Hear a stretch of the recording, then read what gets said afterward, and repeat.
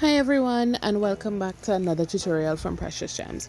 So I have been requested to show how I apply my pink and white ombres, and let me just jump right into it.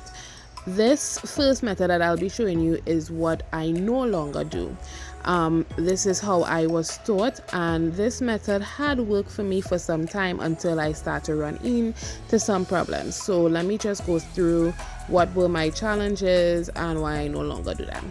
So I would apply a thin layer of white as you see, and then I will go in with a pink to try and blend the pink into white. What will happen when I pull the acrylic down onto the white, I am basically wiping away most of the pink, which will leave me to put another bead on top of that first pink bead, leaving a higher mountain onto the nail and then trying to create a seamless blend.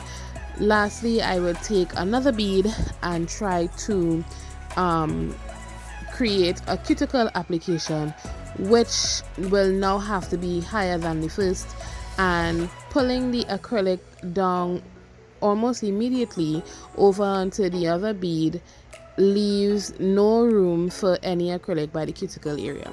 Lastly, I will take the clay and try to blend the pink over the white, so when I am filing, I don't file away any of the excess pink to leave a white hash line, and that will also be like a mount onto the nail, which will end up having a lot of excessive filing to do.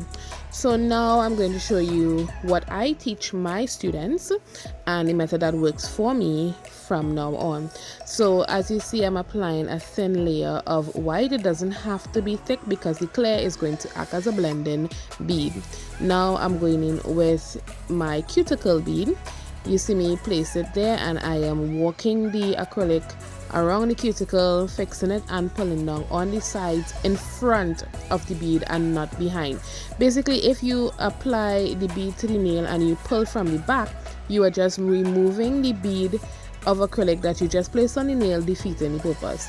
So you have to pull from the front. This method now is going to create the perfect apex structure for your nail, as you see when I turn it to the side.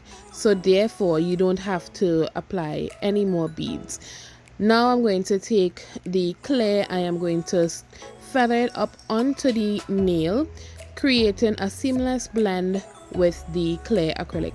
And now I will be using the body of the brush to place the clay acrylic in place.